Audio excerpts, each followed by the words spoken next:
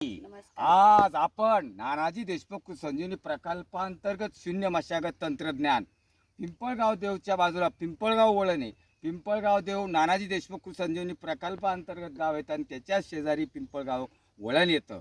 आज अरुण शिरसाट आणि त्यांच्या मातोश्री आज इथं उभा आहे. आता आज आपण त्यांच्याकडून शून्य मशागत तंत्रज्ञानाची वर्ष दुसरे याची महती जाणून घेऊ. नमस्कार आई. नमस्कार. आज आम्हाला हे जरा समजून सांगा. काही नाही, निंदणं थांबलं आमचं आणि कपाशी लावली आम्ही त्याच्यामध्ये आणि आता मका घेतली. मका कापूस तसाच ठेवला, कापसाची खोडं तशीच ठेवली आई हा. आणि कापूस कापून घेतला हा. आणि तेच बेड आहे का? हा तेच. तेच बेड ठेवले हा. आणि त्या बेडवर तुम्ही आता मका लावली. हा. मला हे सांगा मावशी की तुम्हाला आता हे कापसामध्ये निंदन बंद झालं, मकामध्ये निंदन बंद झालं. हा. कापसावर पहिल्याच वर्षी आपण रोट्या आणि नांगरणी केली, नंतर तसेच बेड आहेत, वर्ष दुसरे चालू आहे. हा. पण या वर्षी आणि मागल्या वर्षी तुम्ही निंदन खुरपण टाळलं. हा. आता तुम्हाला कसा आनंद वाटला ते सांगा आम्हाला.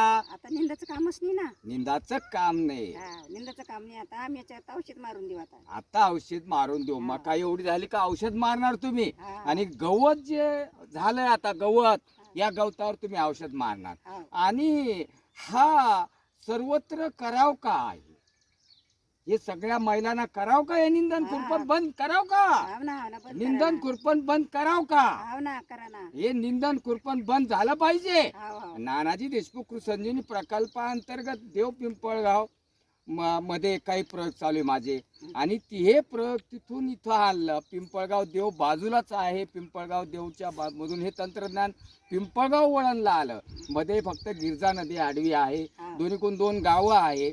आणि हे तंत्रज्ञान आता वर्ष दुसऱ्यामध्ये चालू आहे.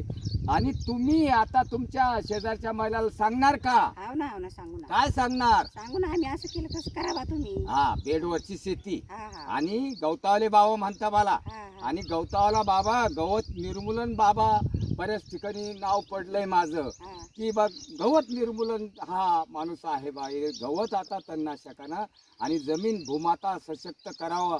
नानाजी देशमुख संजीवनी प्रकल्पांतर्गत हे तंत्रज्ञान आज फुलंब्रीमध्ये मोठ्या प्रमाणात चालू आहे. सरपंच, तुम्हाला कसं वाटतं?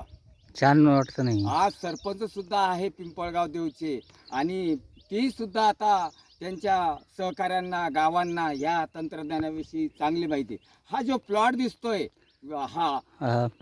हा जो प्लॉट दिसतोय मोठा, आणि हा जवळपास 60 आरचा प्लॉट केलेला आहे. गेल्या वर्षी ही कापूस होता इथं, आणि कापसाचे खोडं बघत आहोत आपण.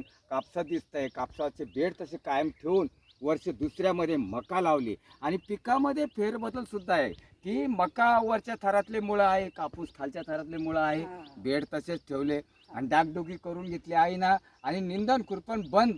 आणि ह्या फक्त मातोश्री सगळं एवढं रान बघताय.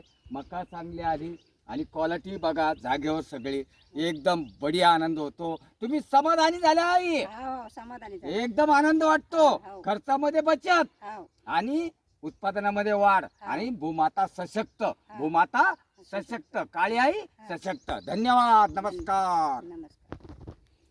करायला